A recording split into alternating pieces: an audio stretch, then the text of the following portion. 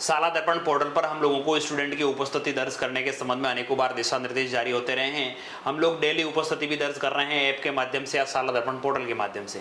लेकिन एक ऑप्शन और होता है मासिक उपस्थिति का, यानी आपको मंथली अटेंडेंस भी फीड करनी होती है। वो किस प्रकार से करते हैं, वो कहाँ पर जरूरी है, उसके लिए आपको वर्किंग डेज भी पहले फीड करने होते हैं। तो इस वीडियो में हम लोग चर्चा करने वाले हैं कि किस प्रकार से आप लोग मंथली जो अटेंडेंस है वो किस प्रकार से भरेंगे और वो कार्य दिवस है उनकी प्रविष्टि हम लोग किस प्रकार से अपडेट करेंगे। तो चलिए साथियों, मैं गजेंद्र विष्णु एक बार पुनः आप सभी का स्वागत करते हुए वीडियो प्रारंभ करना चाहूंगा। उससे पहले छोटा सा मेरा निवेदन रहेगा, आप चैनल पे नए हैं सब्सक्राइब अवश्य कर लीजिएगा। चलिए सबसे पहले हम लोग शाला दर्पण पोर्टल पे स्कूल लॉगिन से पहुंचते हैं और विद्यार्थी मॉड्यूल में आएंगे। किस पे आएंगे साथियों? विद्यार्थी पे क्लिक करेंगे तो यहाँ आएगा विद्यार्थी मासिक उपस्थिति प्रविष्टि, ये ऑप्शन आपके सामने दिखेगा।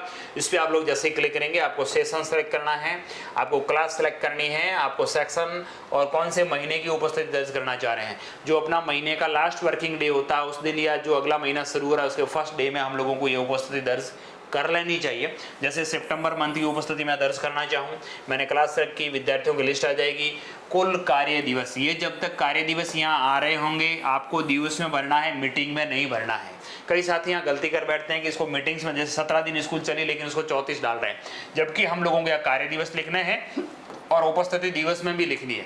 कई स्टूडेंट ऐसे होंगे जो हाफ डे उपस्थित रहे और नहीं रहे, तो आप लोग यहाँ हाफ डे में प्रविष्टि नहीं कर पाएंगे। यदि वो 8.5 दिन रहा है तो आप 9 भी कर सकते हैं, 8 भी कर सकते हैं, कोई इशू नहीं चलेगा। अब बात आती है, कभी कभार ये एरर भी शो करेगा। वो कैसे करेगा? देखिए, आप प्रत्येक स्टूडेंट की भर के सेव कर देंगे तब तो ठीक है, लेकिन मैं एक दूसरी क्लास सेलेक्ट कर रहा हूँ, उसके लिए उपस्थिति दर्ज करने पे जैसे ही क्लिक करता हूँ तो आएगा अभी विद्यालय के छात्रों की कक्षा 9 में फलाने माह की अधिकतम कार्य दिवस की प्रविष्टि नहीं हुई, पहले आपको कार्य दिवस की प्रविष्टि करनी होगी। ये कार्य दिवस की प्रविष्टि कहाँ से होती है वो भी मैं आपको दिखा देता हूँ। आप लोगों को क्या करना है साथियों, विद्यालय मॉड्यूल में जाना है, विद्यालय के अंदर विद्यालय वाले टैब में ही रहना है और यहाँ पे कक्षावार कुल मासिक कार्य दिवस की प्रविष्टि आपके सामने ऑप्शन दिखेगा। कक्षावार कुल मासिक कार्य दिवस की प्रविष्टि, इस पे आप लोग जैसे ही क्लिक करते हैं सेशन सेलेक्ट करना है, शो पे क्लिक करना है, आपके सामने पूरे साल भर के महीने दिखेंगे।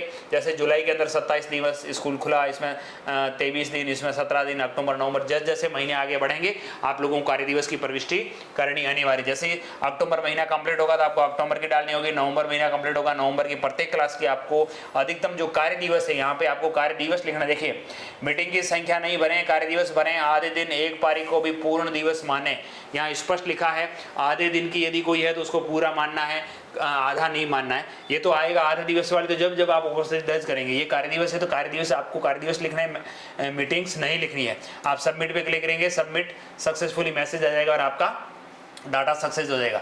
अब उसके बाद जब आप उपस्थिति दर्ज करेंगे तो आप इस प्रकार से आराम से जब कार्य दिवस भरे हुए होंगे और फला विद्यार्थी कितने दिन तक इन कार्य दिवसों में से उपस्थित रहा, इस प्रकार से आपको महीने की अंतिम कार्य दिवस जो होता है उस दिन या फिर महीने का जो फर्स्ट डे है अगले महीने का, उस दिन आप लोग इस उपस्थिति वाले काम को कंप्लीट कर लीजिएगा, ताकि आपको बार बार ये जो ब्लॉक लेवल से रिपोर्ट्स आती है उसके अंदर हाइफर होने की जरूरत नहीं पड़ेगी कि हमारे हुआ कि नहीं हुआ। तो नॉर्मल सा काम है, प्रत्येक क्लास का प्रत्येक स्टूडेंट को आपको कार्य दिवस और उपस्थिति मंथली दर्ज करनी अनिवार्य है।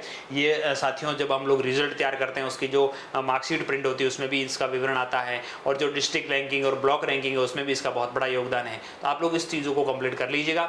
आपको यदि शाला दर्पण से संबंधित किसी प्रकार की अपडेशन चाहिए हमारे चैनल पर बने रहिएगा, उसके संबंध में आपको समय समय पर हम लोग अपडेशन भरे वीडियोज़ देते रहेंगे। एक बार पुनः आप सभी साथियों का बहुत बहुत धन्यवाद।